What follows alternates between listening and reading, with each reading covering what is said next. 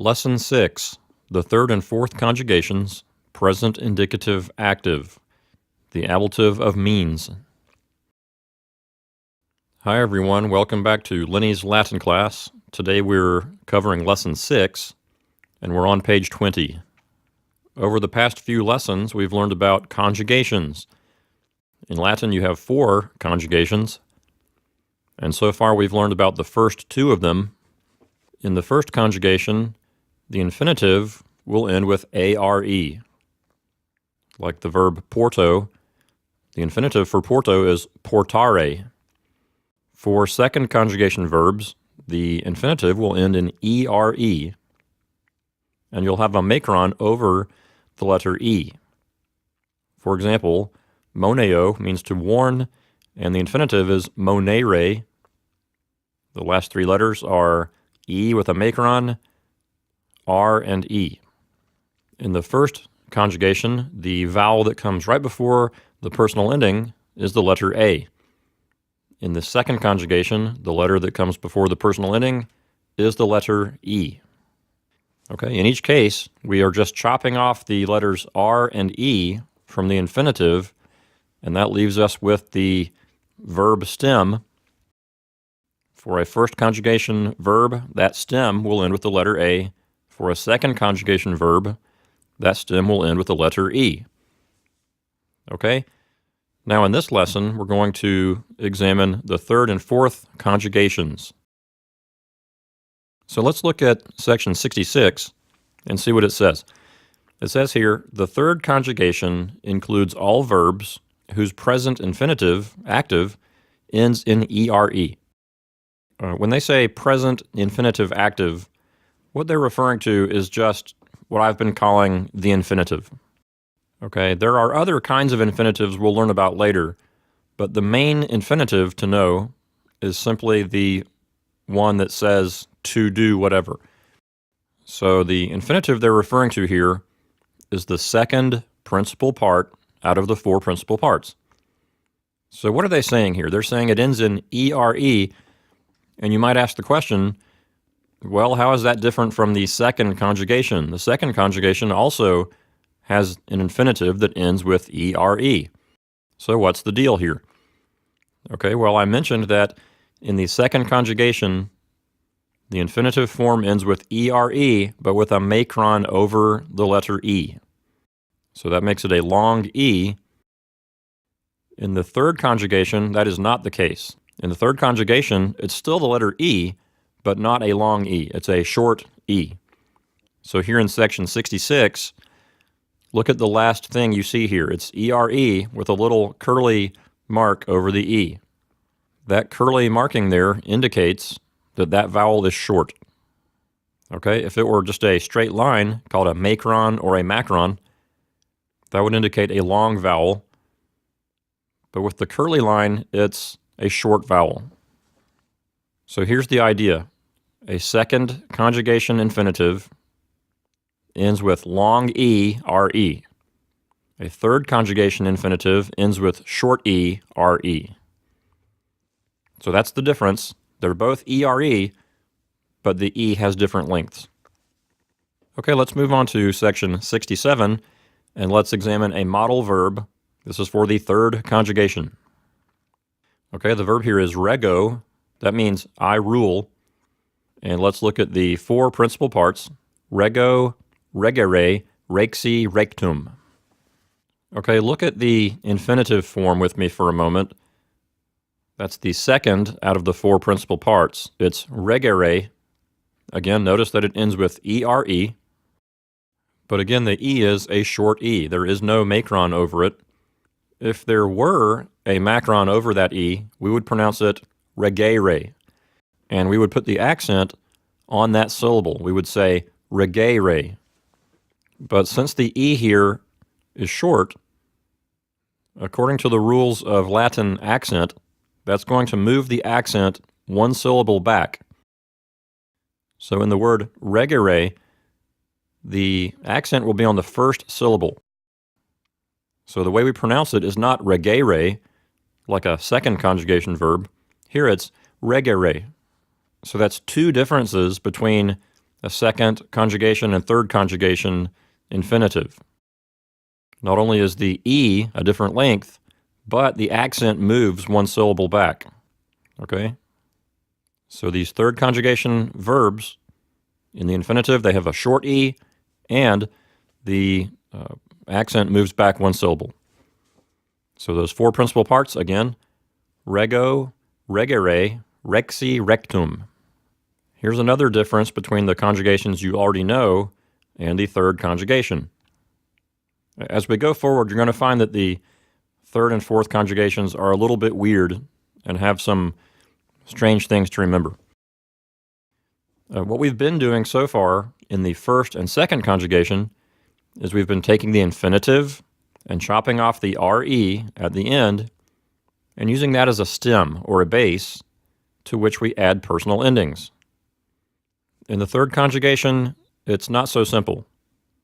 If we were to chop off the R and the E from our infinitive for rego, okay, we would take regere, chop off the R and the E, and that would leave us with R-E-G-E. So we would expect to see in the third person singular, reget, right? He, she, or it rules. But look down below in the chart here, the paradigm, and you'll see that that's not the case. In the third person singular, we get regit, R-E-G-I-T. So the vowel that goes right before the personal ending is actually the letter I. By looking at the infinitive, you would expect the letter E, but it changes somehow to a letter I. So in the third conjugation, the vowel before the personal ending is not the one that's the third from the end in the infinitive. That's true for the first and second conjugations, but not the third one. In the third one, it gets weird, okay? So let's look at our 6 present tense forms of rego. We have rego, which means I rule, regis, which means you rule, regit, which means he, she, or it rules, regimus, we rule, regitus, you rule, plural, like y'all rule, and regunt, they rule. Okay, a few things to point out here. Again, in the first person singular, we just have the letter O as our ending. We don't get the letter I or E or anything. That goes away in the first person singular. And that's true for the first conjugation and second conjugation. Another thing to point out here is the third person plural. We have regunt. Notice the letter U there before the personal ending. Okay, that's a change. Yet another thing to look at is vowel lengths. Look at the second person singular, regis. In the first and second conjugations, we had a long vowel there before that second person singular ending. Here, it's not a long vowel, it's a short vowel. Same thing in the second person plural. So in the second person plural, y'all rule, we would not say regitus with a long I. We say regitus. And because that I is short, the accent moves back a syllable to the first syllable. So it's regitus, not regitus. Also, in the first person plural, we have the same thing. Regimus. That I there in the middle is not long, it's short. So we're not going to say regimus. We're going to say regimus. And because the letter I is short there, the accent moves back one syllable to reg, the first syllable. So we get regimus, not regimus. Okay, so this is your introduction to the third conjugation. A few weird things. You get the letter I before the personal ending. You get short vowels. You get the letter U before the personal ending in the third person plural. And there's more weirdness to come. There's more stuff to talk about in the future about the third conjugation, but that's it for right now. I'd like to say a quick word about Latin accent rules. As you've noticed, I mentioned that in regimus and regitus, the accent moved. I said the accent moved back a syllable. What I meant is it moves to the left one syllable. Okay? Here are a couple of quick rules to keep in mind when you're trying to figure out what syllable the accent goes on in a Latin word. Okay, rule number one, the accent never goes on the final syllable. Look at the word regimus, first person plural. You would never say regimus or regimus. That's just not natural to the Latin idiom. In the Hebrew language, there are many words that have an accent on the final syllable. So in Hebrew, that's a normal thing. In Latin, it's not normal. Never accent the final syllable. For example, the first person singular form, rego, it's a two-syllable word. The accent is going to go on the first syllable. You would never say rego. Okay, so rule number one, never accent the final syllable of a word. The next rule is that if you have a two-syllable word, the accent will go on the first syllable. So, like rego contains two syllables, re and go. You're going to put the accent on the first syllable. Rego, not rego. Okay, so rule number one, never accent the last syllable. Rule number two, in a two-syllable word, the accent goes on the first syllable. Okay, what if you have a three-syllable word? Well, you already know you can't put it on the final syllable, right? Let's look at regimus and regitus. Those are a couple of three-syllable words, right? So for a three-syllable word, you look at the second syllable out of the three. The second syllable is the key. If the second syllable has a long vowel, or if the syllable is long, that syllable will get the accent. Okay? So if regimus had a macron over the I, you would say regimus. Okay? If the I were long, that syllable would get the accent. But if that vowel is short, it does not get the accent. The accent goes to the left one syllable. So the accent will be three syllables from the end. And you get regimus. Okay, quick review. Rule number one, never put the accent on the last syllable of a Latin word. Next, if the word has two syllables, put the accent on the first syllable. Why? Because you can't put it on the last syllable. Next, in a three-syllable word, you look at the second syllable. If it's long, that gets the accent. If it's short, the accent moves to the left, and the first syllable will get the accent. By the way, when you're reckoning accents in a word, each syllable has a name. The last syllable of a word is called the ultima. Okay, ultima is a Latin word that means last. So the ultima is the last syllable of a word. The second to last syllable is called the penult. P-E-N-U-L-T, penult. The word penult is a combination of two Latin words. The first is paene, P-A-E-N-E. Paene means almost. And then again the word ultima. So put those words together and you get paene ultima, which means almost last. Okay, so you squish it together even more and you get penult. So the penult is the almost last syllable. That is the next to last syllable. The syllable that is the third from the last is called the antepenult. Okay, you know the Latin preposition ante, right? It means before. So literally, antepenult means before the almost last. Okay, so the last syllable is the ultima. The next to last is the penult, literally the almost last. And third from the end is the antepenult, the before the almost last. Okay, we will talk more in the future about accent in Latin, that is what syllable you put the accent on. But in the meantime, let's keep pushing forward here in Lesson 6. Let's move on to Section 68, and here we're going to talk about the fourth conjugation. Okay, section 68 says, the fourth conjugation includes all verbs whose infinitive ends in ire. Okay, in the first conjugation, the infinitive ends with are, like portare. In the second conjugation, it ends with long re, like monere. In the third conjugation, which we just studied, the infinitive ends with short re, like regere.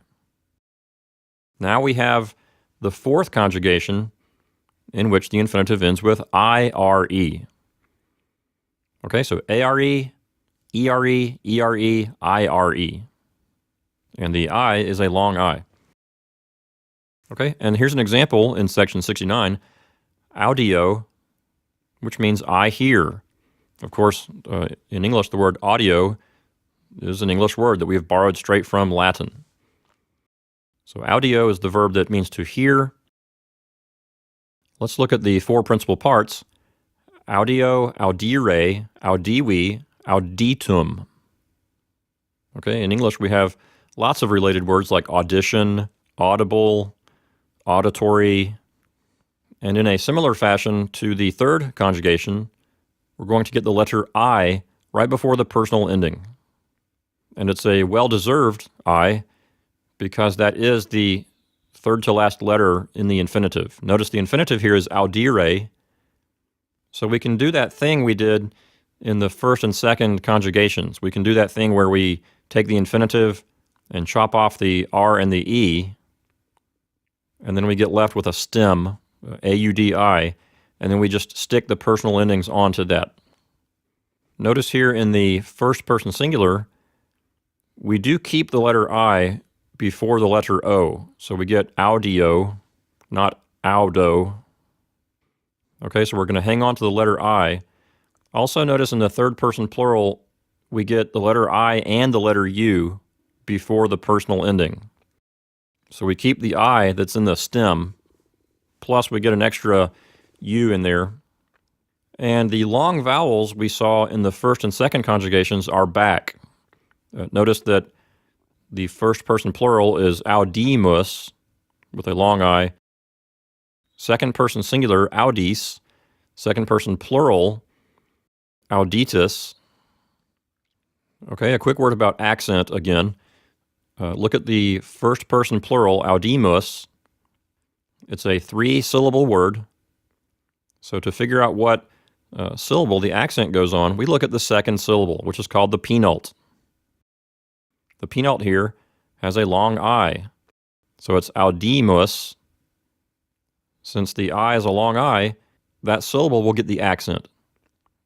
If the I were a short I, it would not get the accent, and the accent would go one syllable to the left. We would get audimus. Okay, but it's not audimus, it's audimus. When the penult has a long vowel, it's going to give that syllable the accent. Same thing with auditus. The long I there makes it auditus, not auditus. If the I were short, the accent would recede one notch to the left, and you'd get auditus. But that's not the case. The penult here is long, so we're getting auditus. Okay, so in the third conjugation with rego, you get forms that have their accent on the first syllable, like regimus and regitus. In the fourth conjugation, the long vowel is back again, and we get audimus, auditus. Okay, so as you go along, try to pronounce these words correctly with the accent on the correct syllable. And if you go ahead and take the extra effort now, while you're just starting out, to go ahead and pronounce things correctly, you set up those patterns early, and you just get accustomed to saying things the correct way. So take the extra effort to pronounce things correctly now, and that will set you up for success later. In other words, later you won't have to relearn things that you learned wrong in the first place. It's easier just to learn it correctly from the start and go with that. Okay, let's take a look at our vocabulary. In section 70, we have fossa, foci, which means ditch, a feminine noun of the first declension. I believe our English word fossil is related to this Latin word. Next, tuba, tubae, a feminine noun of the first declension, which means trumpet. You can see the obvious related English word here, tuba. The instrument they're referring to here is not like a modern trumpet. Modern trumpets have valves that you press. If you want to turn to page 23, you'll see a picture of someone playing an ancient Roman trumpet. Also, when I see artists' renderings of the Roman army in pictures, or if I see movies in which they're depicting the Roman army, oftentimes you'll see a brass instrument being carried by the soldiers that wraps around the body and has kind of a big bell at the top. I think the word tuba would also refer to one of those. So when you think of the Latin word tuba, don't think of a modern tuba and don't think of a modern trumpet. Think of these ancient Roman brass instruments that had no valves. Okay, next is gladius, which means sword. That's a masculine noun of the second declension. So the genitive singular is gladii or gladi. And a related English word would be gladiator. Moving on, murus, muri, a masculine noun of the second declension. The kind of wall they're talking about here is like an outer wall of a city. The word for the wall inside of a house is paries. So if you're inside a house and you point to the wall, that's paries. Again, murus refers to an outer wall, like a city wall. And a related English word would be mural, which is a wall painting. Next we have Rhenus, rainy, a masculine noun of the second declension, which refers to the Rhine River. You can see how some of these modern French names for rivers come from their ancient Roman names. Next we have castra, castrorum. That's a neuter noun of the second declension, and it means camp. This word is kind of weird because we use it mainly in the plural. So castra is neuter plural, nominative plural. Castrorum is genitive plural. If we had a singular, it would be castrum, which I don't think I've seen before. Anyway, the way we use this word is we see it grammatically plural, but we translate it just as the singular word camp. Next we have proilium, proilii, which means battle. That's a neuter noun of the second declension. Notice that the O and the E are pronounced together as a diphthong. So it's proilium, not proalium. It's 3 syllables, proilium. Next we have signum, signi. That's a neuter noun of the second declension, and it means a signal or a standard. And what they mean by a standard here is something they would carry into battle. It's like a stick that sticks up in the air with a cross member at the top, and it holds things like at the top you can have an eagle, which is like the symbol of the legion, and you can have a little sign, or you can have decorations, various things. If you look on page 32, you'll see a picture of a signum, or at least the top of a signum, and you'll notice there's an eagle on the top. Signum can also mean a signal in the sense of a sound signal, like if you have a trumpet blast that tells everyone to do something in a battle, that's also a signum. And it can also mean a written mark, some kind of marking that you put on something. I believe our English word sign is related to this word. Next we have continenter. That's an adverb that means continually. Now you might be asking the question, why does continenter get its accent on the penult? Because the vowel there is short, right? The E in the second to last syllable of continenter is a short E. So shouldn't we say continenter? Shouldn't the accent recede one syllable? And the answer is no. what's happening here is we have two consonants in a row, the N and the T. There are two ways to explain this. One is that the N and the T together, having two consonants in a row, it slows you down a little bit, and it makes that syllable feel long, even though the vowel is not long. The vowel is short, but the syllable as a whole will be reckoned as a long syllable because we have these two consonants there slowing us down. So it's continenter. Another way to look at it, which is the way I prefer, is with regards to open and closed syllables. Okay, in linguistics, an open syllable is a syllable that ends with a vowel. A closed syllable is a syllable that ends with a consonant. Look at the word fossa. The first syllable is fos, F-O-S. The second syllable is sa. Okay, we're going to divide that word into syllables by drawing a line between the two S's.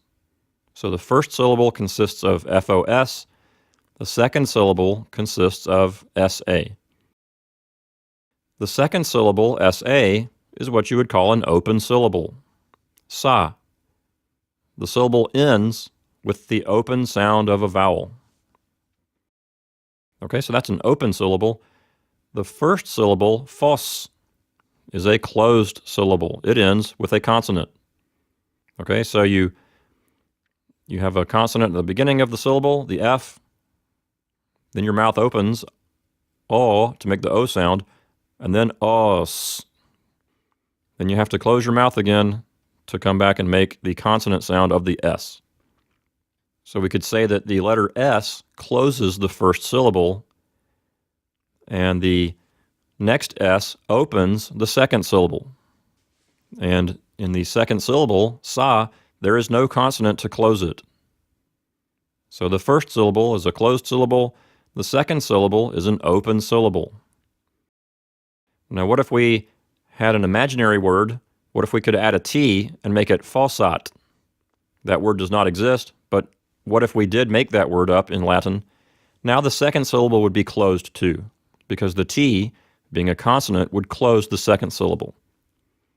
Okay, I think you get the idea now. You understand the difference between open and closed syllables. Now back to the word continenter. The second to last syllable, that is the penult, would be N-E-N. So the first N would open that syllable, then the next N would close it. So you'd have nin as your penult. And the way it's been explained to me is that a closed syllable is going to be a long syllable. The very first syllable here, con, is a closed syllable. The N is closing it. The next syllable, t, is just T-I. That's an open syllable. Next we have N-E-N. That's a closed syllable. And T-E-R. That's another closed syllable. So continenter. So why does the accent fall on the N-E-N syllable? That is the penult. The answer, because it's a closed syllable, and a closed syllable is a long syllable. Even though the vowel is short, the syllable will read as long. Okay? So, as a Latin student, there will be two ways you hear this explained. Quick review. The first way you'll hear is they'll say the N and the T give you two consonants in a row, and when you have two consonants in a row, it slows down that syllable and makes that syllable long. That's the most common way you'll hear it explained. The other way you might rarely hear it explained, and the way I prefer, is to have it explained by saying that it's a closed syllable, and a closed syllable is a long syllable. Okay, either way you explain it, doesn't matter, you still get the same result, that the penult here is long and gets the accent. So continenter, not continenter. Okay, let's move on now and look at some verbs. Our first verb is contendo, contendere, contendi, contentum. That means to strive, fight, or hasten. We'll see this a lot in Caesar's Gallic Wars. Notice again that the accent will be on the penult. It's not contendo, it's contendo. Why? Well, you have two consonants in a row, the N and the D. It's going to make the penult read as a long syllable. Another way to think of it is that the penult is a closed syllable, T-E-N. The letter N closes the penult, the letter D opens the next syllable.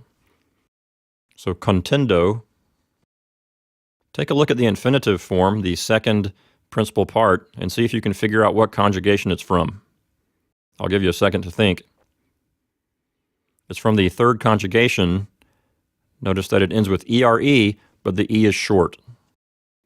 If it were second conjugation, you would see a macron or macron over the letter E there. In English, we have words related to contendo, like the English word contend, which means to struggle with someone or fight with someone. Also, we have the word contentious. Next, we have divido, dividere, divisi, divisum, which means to divide. Related English words, divisive.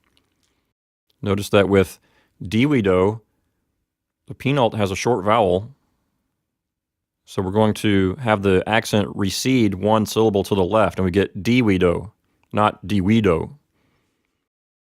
Next verb is gero, gerere, gessi, gestum. This is a very common verb that means to bear or carry. In English, we have the word gestation, which is related here to, the fourth principal part, gestum. Also, the French word for war, which is guerre, comes from this word because it's often used to talk about waging war. A very common way that this word is used in Latin is with the word bellum, which means war. So gero bellum means I wage war. That's why you get words like guerrilla, a guerrilla, not like the monkey, but like a militia fighter. Someone who's fighting in a conflict is often called a guerrilla. That comes from the Latin word gero here, because it was so often used along with the word bellum, which means war. And this verb is third conjugation. Okay, next we have incindo, incindere, incindi, incinsum, which means to set on fire or burn. In English, we have words like incense, which means to make someone burn up with anger. Again, the penult here contains a short vowel, the letter E, but it's a closed syllable, so we'll read it as a long syllable. So we don't have incindo, we have instead incindo. Next we have incolo, incolere, incoloi, which means to inhabit or dwell. That's a third conjugation verb. The penult is an open syllable and it has a short vowel, so the accent recedes to the first syllable, incolo. Next we have rego, which we already learned. Rego, regere, rexi, rectum. Next we have audio, audire, audivi, auditum. Notice that with audio, the penult is an open syllable and it has a short vowel, so the accent recedes back to the first syllable. So we get audio. Turning the page to page 22, a couple of more verbs here. Munio, munire, muniwi, munitum. That's a fourth conjugation verb, which means to fortify. We have related English words like munition. If you take a look at the word munio, you'll see that the penult is an open syllable and it contains a short vowel. So the accent recedes one syllable to the left to the syllable mu, and we get munio. Next, winio, winire, wane, wintum. That means to come. We have English words like advent. This is part of Julius Caesar's famous saying, winnie, weedy, weeky. I came, I saw, I conquered. In fact, the third principal part there, wane, is the first word in that quote, waney, witty, weaky. If you look at winio, you'll see that the penult is an open syllable, ni, and it has a short vowel, so the accent goes back to the first syllable, and we get whinio. Okay, let's move on now to section 71, and let's not write these out. Let's just go over them together verbally. In number 1, we have proilia, proiliis. That's a form of the second declension neuter noun proilium, which means battle.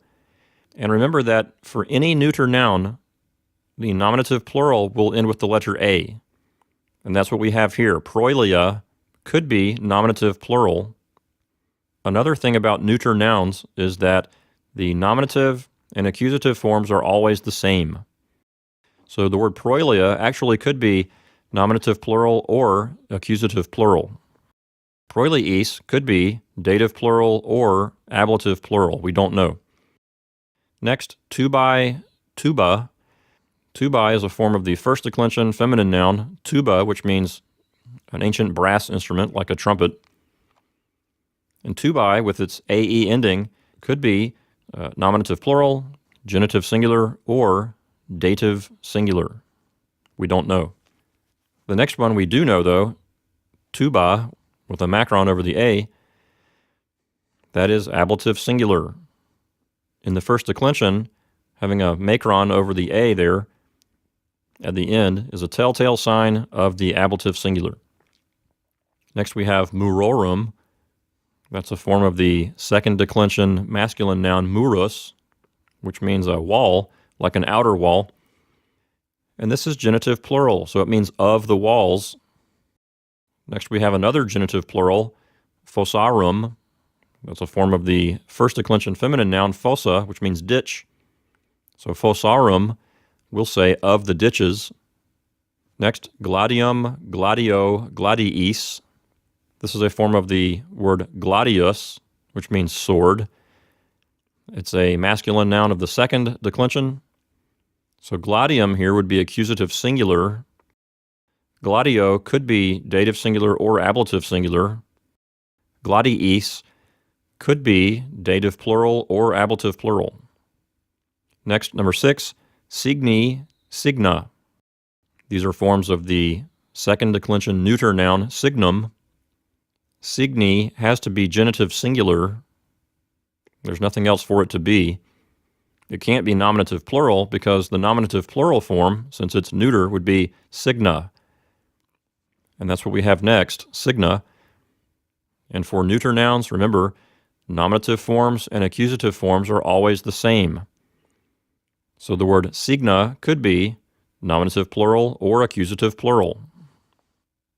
Next we have a little phrase, a prepositional phrase, in number 7, ad castra. The preposition ad means to or toward. Castra is a second declension neuter noun, which we only see in the plural. As I said, we see this word grammatically plural, but we translate it in a singular fashion. So castra could be nominative plural or accusative plural. Here it's accusative plural because it's the object of the preposition ad. So ad castra would mean to the camp. Again, castra is plural, but we translate it just as the singular word camp. Number 8 is tricky, in castra. Remember that the preposition in is a two-way preposition. It could take the accusative or the ablative. Here it's taking the accusative. Notice that castra is accusative plural. When in takes the accusative, it generally means into. So number 8 says into the camp. In number 9, we see in taking the ablative case. So in number 8, it takes the accusative. In number 9, it takes the ablative. So in castris would mean in the camp. Okay, so see how the preposition in means something different when it takes the accusative versus when it takes the ablative. In number 10, incendit, munit, waneit. Okay, incendit is a form of the verb inkendo, which means to set on fire. It's third person singular, so it means he, she, or it sets on fire. Munit is a form of the verb munio, which means to fortify. It's third person singular, So it means he, she, or it fortifies. Wainit is a form of the verb winio, which means to come. So wainit is third person singular. It means he, she, or it is coming, or he, she, or it comes. Moving on to number 11, incenditis, geratis, munitus. Okay, these are second person plural forms, as in y'all are doing something. So incenditis would be y'all are setting on fire. Geratis would mean y'all are bearing or carrying. Munitus would be y'all are fortifying. Okay, notice the TIS ending, which shows you second person plural. Next we have winiunt. That's a form of the verb winio, which means to come. And it's third person plural. Notice that before the personal ending, which is nt, you get two vowels. You get the I and the U. Next we have dividunt. That's a form of the verb divido, which means to divide. It's third person plural, so it means they divide. Finally, contendimus, incolimus, venimus. These are all first person plural verbs, as in we are doing the action. Contendimus is a form of the verb contendo, which means strive or fight or hasten. So that means we strive or we fight or we hasten. Incolimus is a form of the verb incolo, which means to inhabit. So this means we inhabit. Venimus is a form of the verb venio, which means come. It's first person plural, so it means we come or we are coming. Notice that contendimus and incolimus are third conjugation verbs, so they have a short I there before the mus ending. Venimus is a form of venio, which is a fourth conjugation verb, so you have a long I there before the personal ending. Okay, let's move on now to our model sentences in section 73. Here we're going to talk about the ablative of means. Okay, I told you a while back that the ablative case in Latin has lots of different uses. So far you only know one way to use it, and that is as the object of some prepositions, like the preposition a or ab. Some prepositions require the ablative case. The object of those prepositions must be in the ablative. Okay, so that's one way you know to use the ablative case, and here we're going to learn another. Here we're going to learn that you can use the ablative case to show what is called means or instrument. Okay, if I say a sentence like this, I hit the nail with the hammer. Okay, in English when I say with the hammer, I'm telling you the instrument or the tool I used to do the action.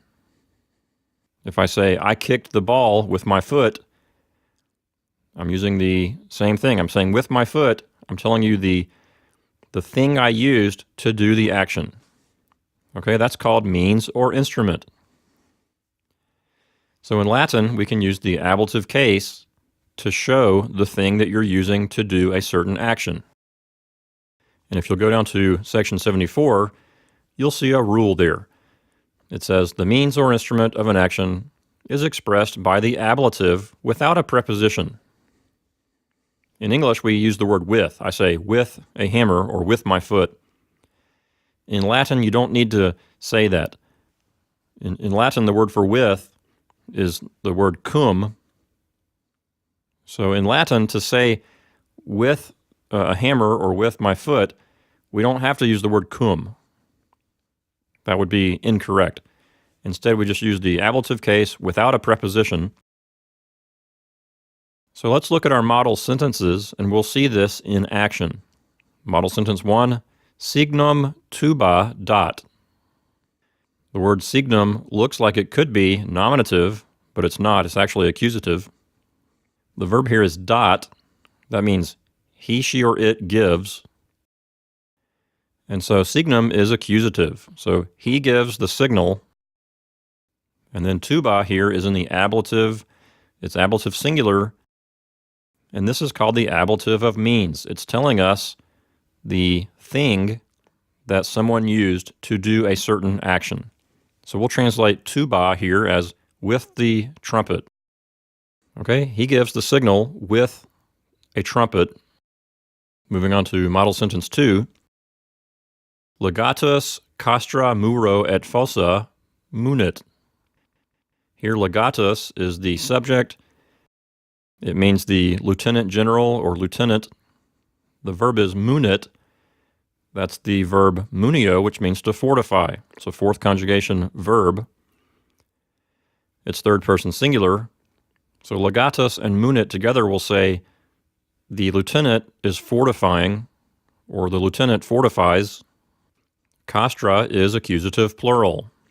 Remember that castra is a neuter noun of the second declension that we only see in the plural. Grammatically, it's plural, but we translate it in a singular way as just the word camp. So legatus, castra, and munit together will say the lieutenant is fortifying the camp, and we have two ablatives of means, muro and fossa. Okay, muro is a form of murus, which means wall, and fossa is a form of fossa, which means ditch. So we'll say by means of a wall and by means of a ditch. They're both ablative singular. Again, this is called the ablative of means, or in some textbooks you'll see it called the ablative of instrument. So you can say with a wall, or you could say by means of a wall. You could say with a ditch, or by means of a ditch, either way. So number 2 reads like this.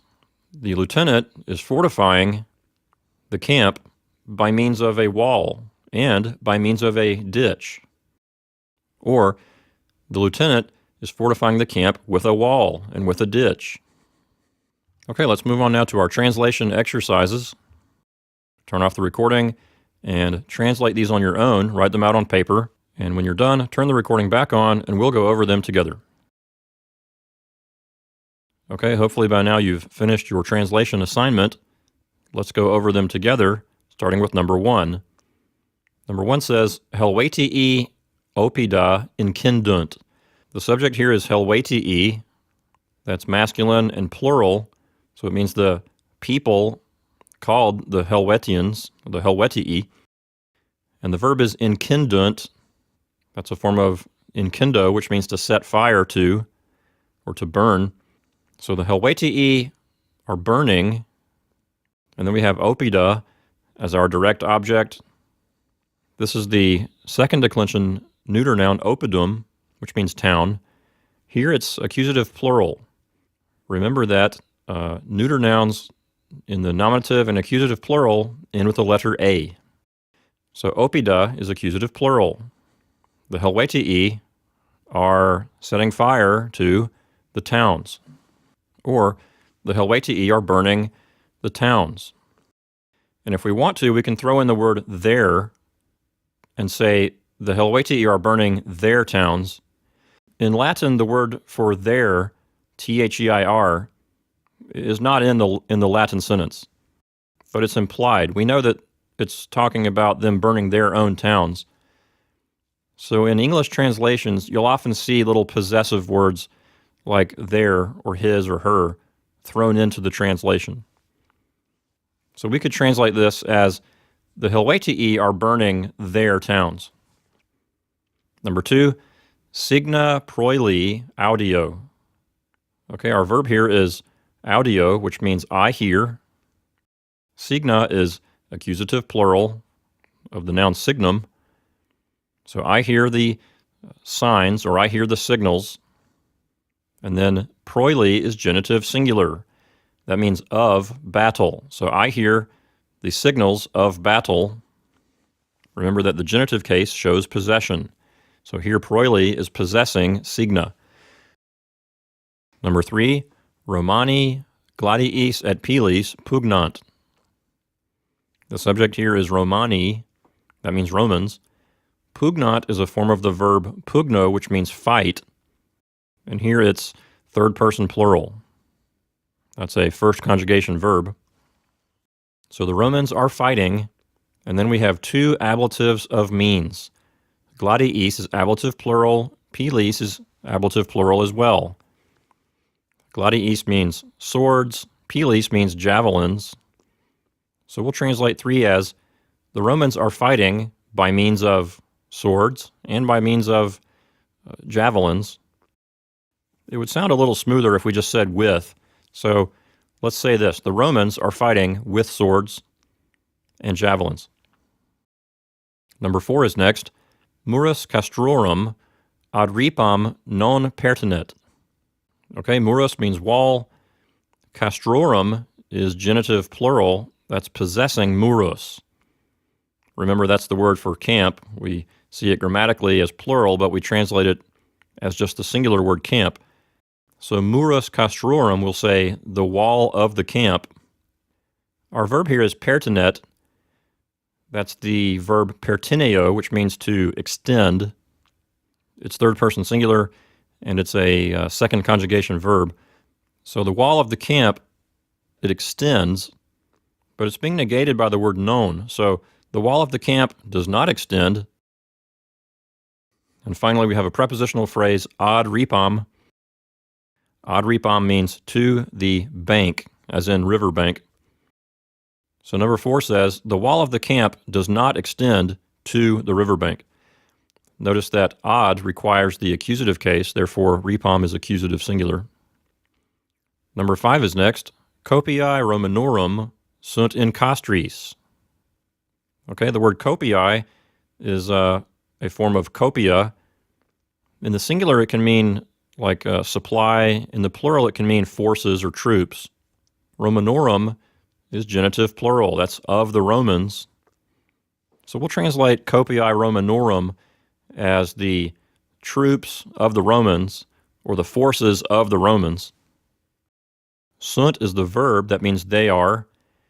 In castris is a prepositional phrase that means in the camp. Here, in is taking the ablative case.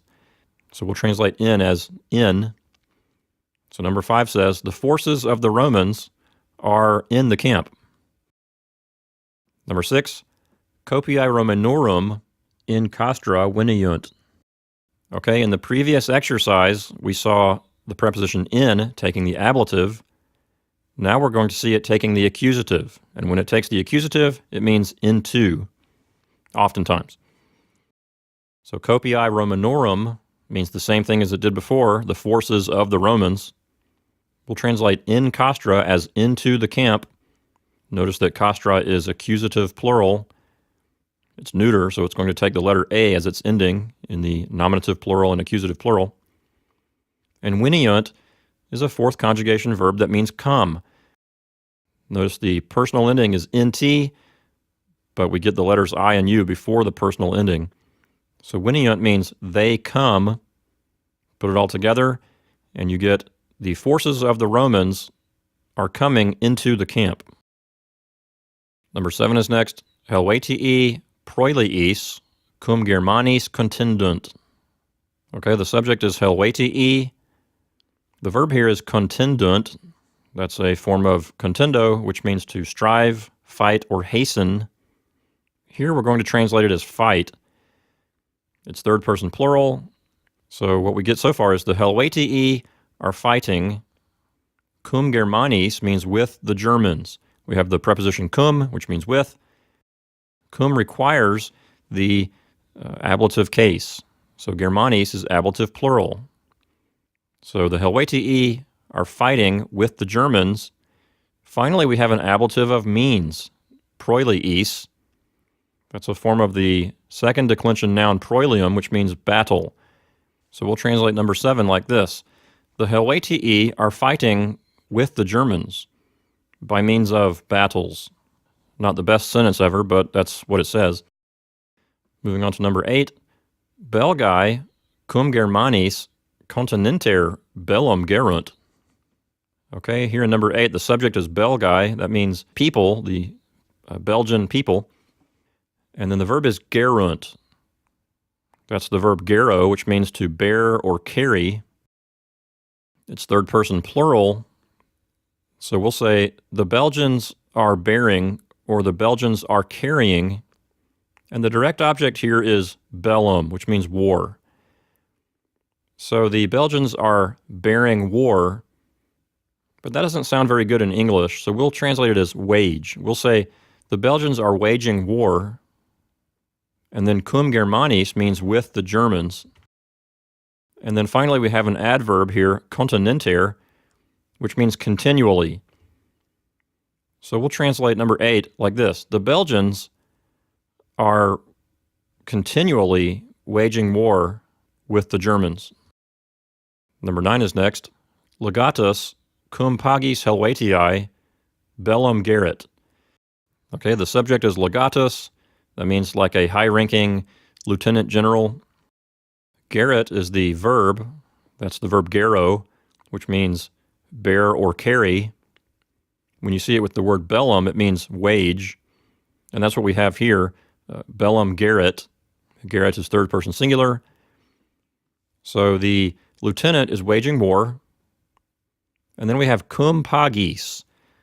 That's the word pagus, which means district or canton. A canton is basically an administrative district.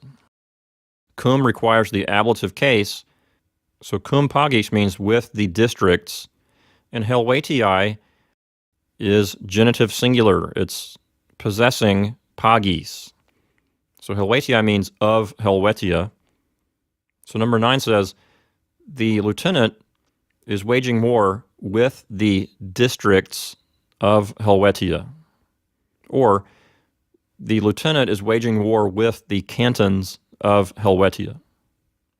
Number 10 is next. Germani transrhenum incolunt.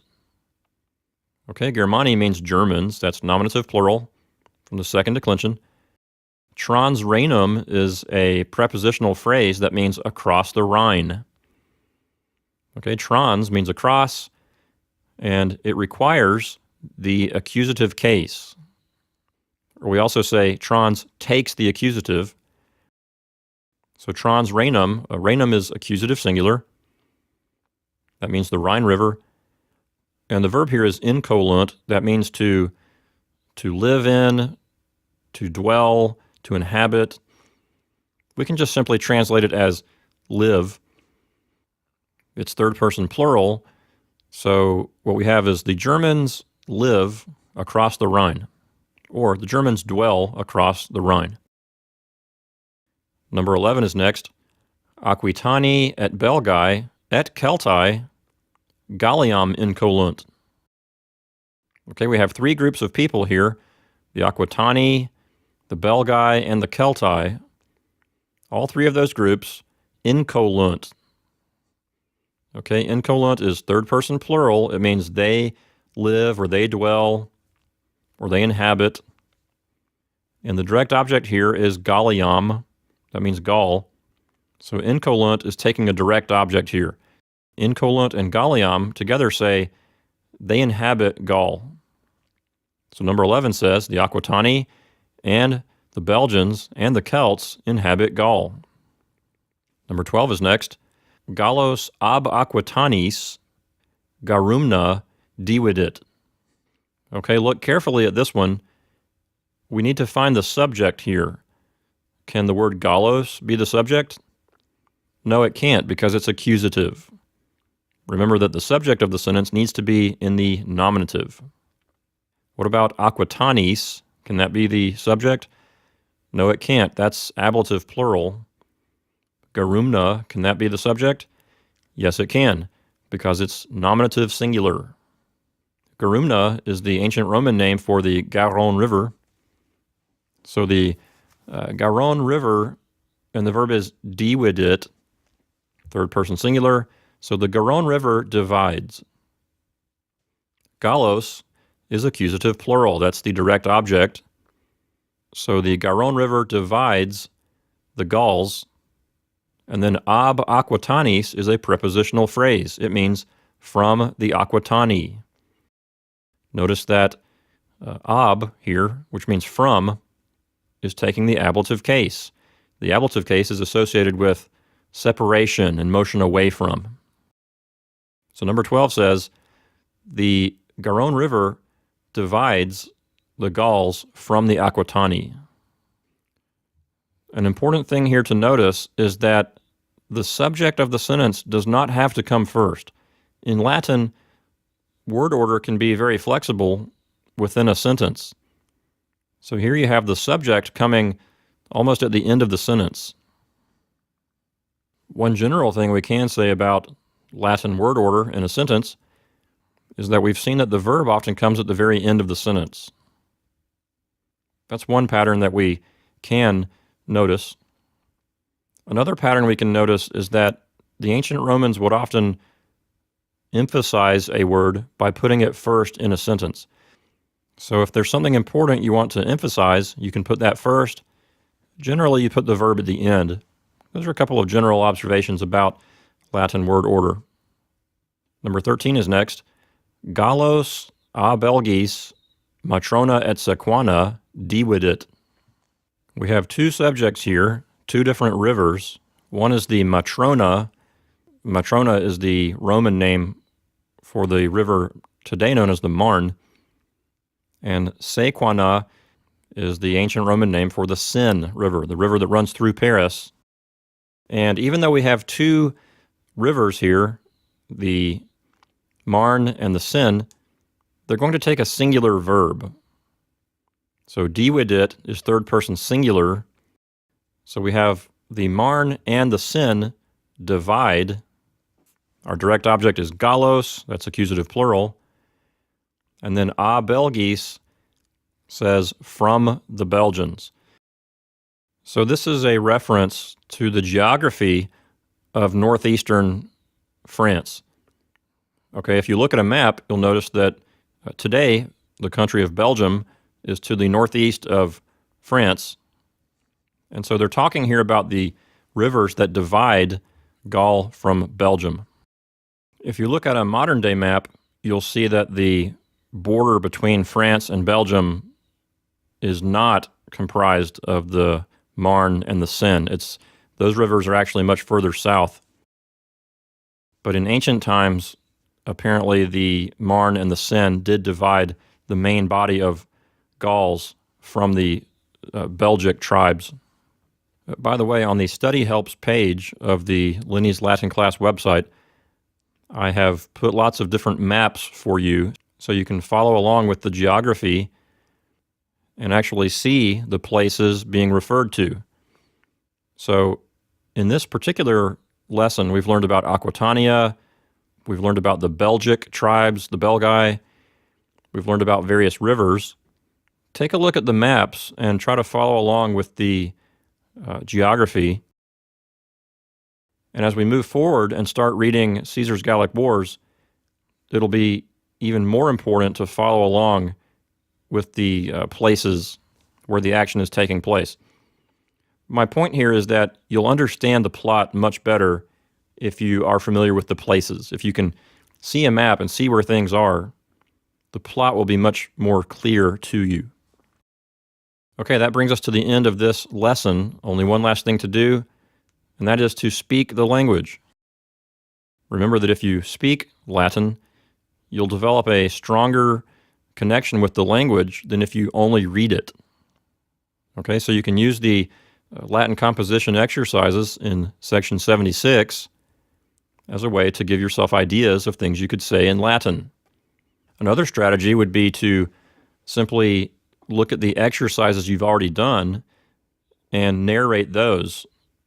After translating all the exercises, you probably know those words pretty well, so you can close your eyes and picture in your mind the action and just start to say the sentences. If you forget a word, you can look back down at the page, but after you get the word back in your mind again, close your eyes again and try to narrate and say things without actually reading them. Try to get to the point where the words and ideas are just coming out of you, not coming off of the page, okay? Remember that when you read a language, the language is going into you, but when you speak a language, the language is going out of you. When you read a language, someone else thought of the idea or thought, and you're just seeing a thought that someone else thought of. When you speak the language, you have to compose the thought in your mind and then say it. So reading and speaking are two completely different linguistic exercises. And if you never speak it, you're missing out on a huge opportunity for learning. So at this point, as we finish up the lesson, I'm going to just practice on my own a little bit. I'm actually going to do a speaking exercise just on my own, but I'm going to do it on microphone so that you can hear how I would practice this lesson if I were a student. I might look at number 2 and close my eyes and say, tubae sunt in castris. The trumpets are in the camp. I might look at number 3. There's a sailor fighting with a sword. That's ablative of means. So I might close my eyes and imagine a sailor fighting with a sword, and I might say, nauta pugnat gladio. If I wanted a more authentic Latin word order, I could say, nauta gladio pugnat. Number 4 has Germans fortifying a town. I might imagine people building a wall, and I might say, Germani oppidum muniunt. If I wanted to add in ablatives of means, I could say, Germani oppidum muniunt fossa, with a ditch. If I want to say they're fortifying more than one town, I could say, Germani oppida muniunt. Number 5, we're not inhabiting a province. I might close my eyes and say, non incolumus provinciam. I could say, Galli incolunt provinciam. Then I might look back at the translation exercises from section 75. Romani veniunt in castra, Romani sunt in castris, Romani non sunt in castris, nauta est in castris, nauta non est in castris, Helvetii cum Germanis contindunt, Romani cum Germanis contindunt, Copiae Romanorum cum Germanis contindunt. Okay, so what am I doing here? I'm taking some of the exercises and I'm just using them as ideas. I'm changing around the sentence, maybe changing the subject, maybe changing the verb from singular to plural. I might change the name of a place from one place to another. So the idea here is to mentally imagine things in Latin and say them for practice. And again, the more you do it each day, the better you'll get at it. I'll give you a few more before I go. Audio signum. I hear the signal. Audio signa. I hear the signals, plural. Signa Romanorum audio. I hear the signals of the Romans. Practicing a little bit with the verb audio there. Nauta signum dot. The sailor is giving the signal. Nauta tuba signum dot. The sailor is giving a signal with the trumpet. Okay? So these are little sentences you can think of in your mind and say for practice. So try to practice the way I've just been practicing on my own. Try to do that yourself a little bit each day. Okay, that's it for Lesson 6. We'll see you next time in Lesson 7.